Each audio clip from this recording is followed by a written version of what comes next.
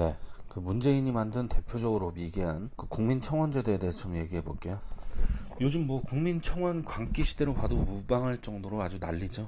근데 국민청원제도가 어떻게 미개한 제도인지는 모르시는 분들이 많아서 잠깐 얘기하겠습니다. 어제 보니까 25개월 된 딸이 강간당했다는 청원이 허위로 밝혀지고, 이런 청원에 53만 명이 동의했습니다. 그런가 하면 심지어 뭐 판사 파면을 촉구하질 않나, 정당 해산 청원까지 등장하고, 청와대에다가 법률 제정을 촉구하고, 그 외에도 대부분이 뭐 감정적인 주제로 무슨 피해를 봤으니까 수사해달라, 이런 내용이 대부분이에요. 이런 청원에 수십만씩 동의하고 있는데, 우리 국민 중 100명 중 1명이 동의하는 이 국민청원이 이게 정상일까요? 국가에 엄연히 법 절차가 있는데 다 무시하고 청와대 홈페이지에 게시한 글의 동의 숫자로 방향을 결정하면 그거야말로 법치 파괴겠죠. 촛불 세력들이 말하는 나라가 이런 건가요?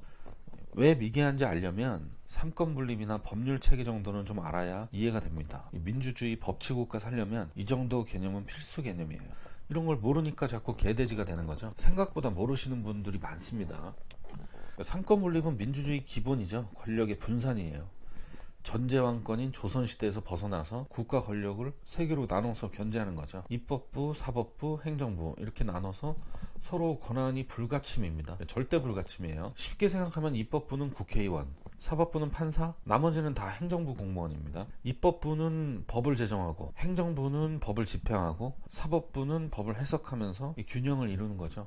여기서 대통령은 이 3권 중에서 행정부의 수장에 불과하죠.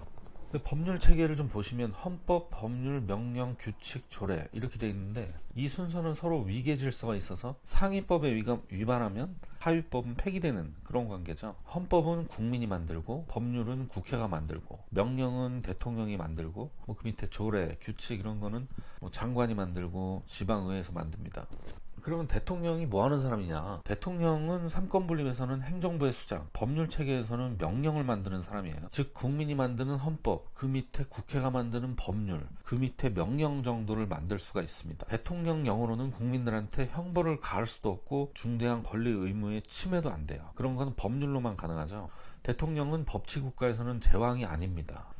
더 중요한 건 대통령은 입법부나 사법부에서는 아무 권한이 없어요. 대통령이 국회를 감시하나요? 네, 아니죠. 국회가 대통령을 감시하죠. 네, 그래서 국회가 국정조사 뭐 이런 거 하잖아요. 행정부를 감시하는 겁니다. 그게.